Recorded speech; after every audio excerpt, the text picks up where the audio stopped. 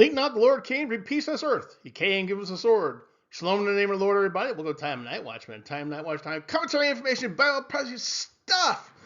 And today I want to cover last night's dream and some other things that have been coming out frequently, not unknown to my attention, but frequently. So I'll figure share some insight on that. But of course, last night's dream. So let's get into it eventually. The last night's dream part. Give you a little preview of what is yet to be said about last night's dream. But the key word, it was actually a word given to me in light of last night's dream, and the word was hubris. Yeah, hubris. Exaggerated pride or self-confidence. Yeah. But other things that are in the news, if you will, and things of discussion, is something known as contrails. We'll get into the dream here soon enough.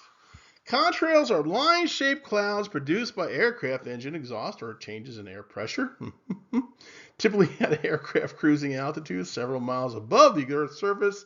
They're composed primarily of water in the form of ice crystals.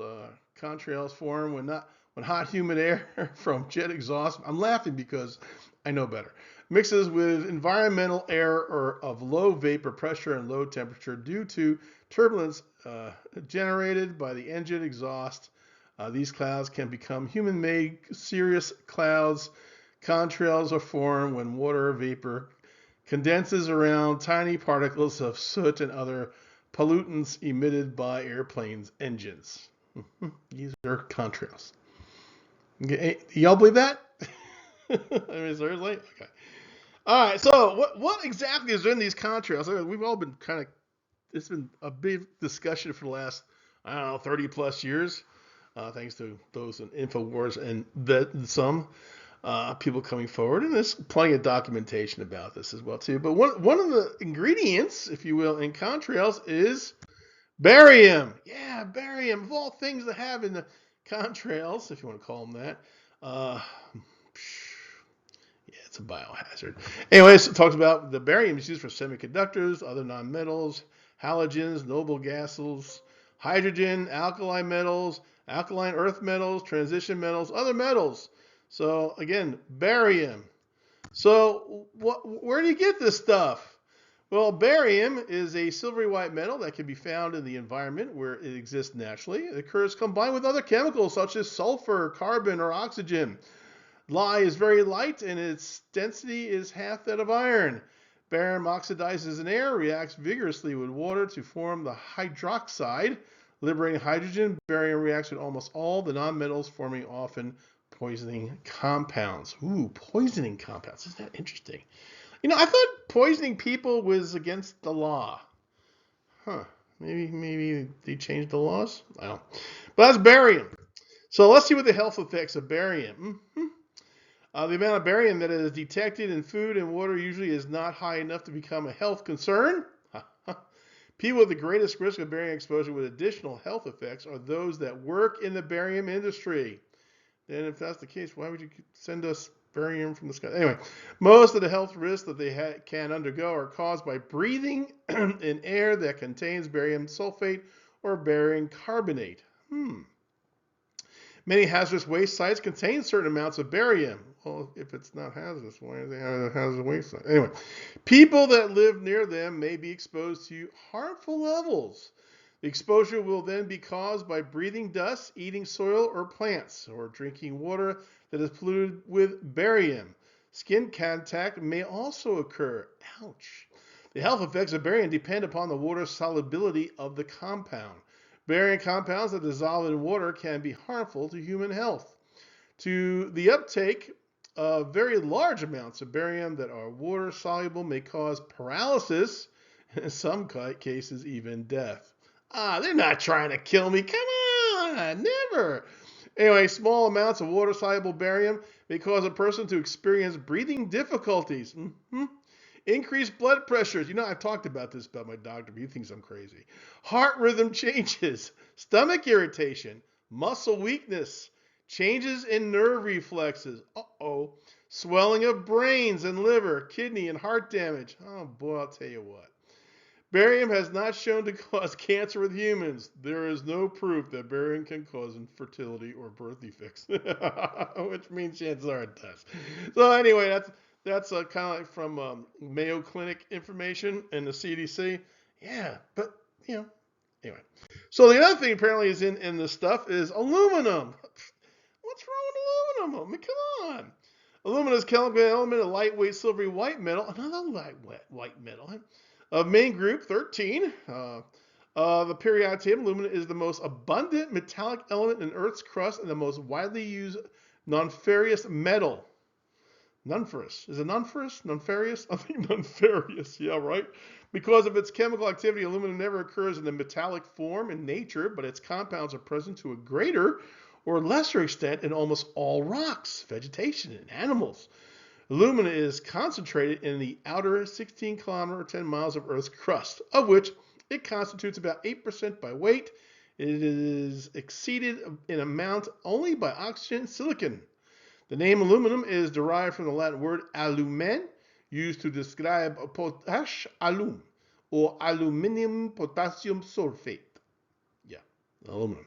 So, what's the health effects? Oh, I'm shocked. I'm amazed. No way. They would never want to feed poison like this to people, would they? Would they?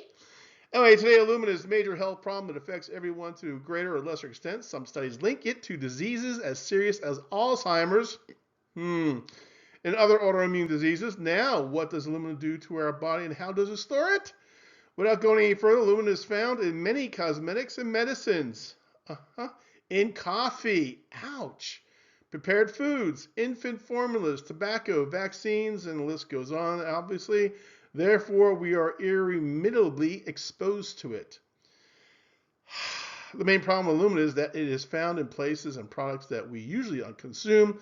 It can be present in food, breathing, or in contact with the skin. The world's leading expert on this type of toxicity, Professor Christopher Exley, has clearly linked it to autoimmune diseases as an Alzheimer's disease. Interesting. Autoimmune. Isn't that like multiple sclerosis, stuff like that? Anyway, other effects of aluminum in the human body include dementia, memory loss, and even central nervous system damage. Oh, there it goes. Yeah. I'm complaining here in Oklahoma about this. So many people are so lethargic, dumb. You think there's a yeah. Yeah. But it's okay. It's safe. Nothing to fear here, right?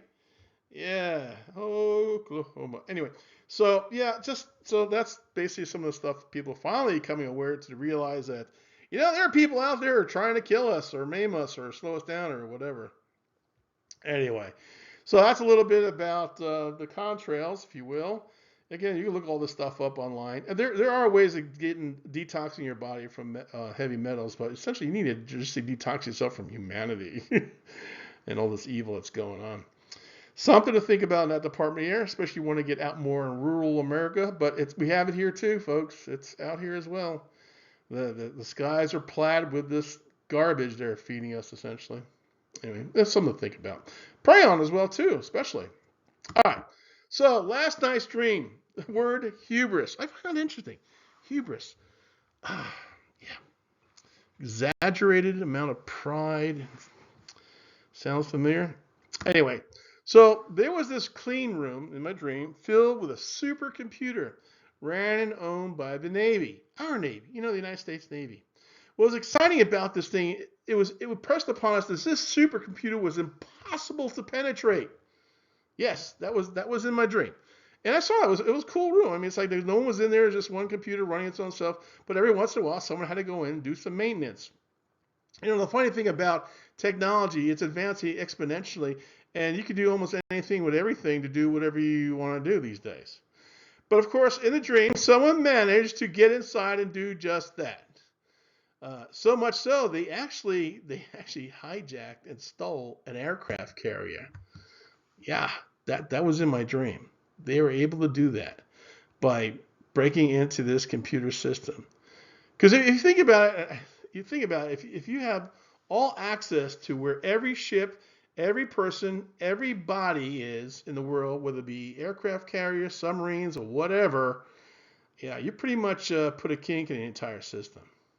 And of course, the United States Navy professes to be the greatest Navy in the world. It may be. It may be. And what's interesting about this whole thing in the dream, because the dream finally came to a conclusion that, yeah, it did get infiltrated, and it did manage to steal an aircraft carrier. That's quite a big haul. My guess, of course, would be the Chinese, but they're our friends. They get good food, right? They do have good food. But, like I said, avoid the pork if you can.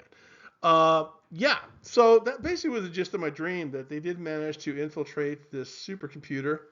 The technology's there, folks. I mean, we professed like, you could have yourself off a main line and just systematically send certain frequencies or levels of messages via this computer that may change from every 30 minutes, hour, who knows, day, however that works out technologically, to whomever, whatever, and wherever in the world. As far advanced as we are, we get far more stupid, it seems.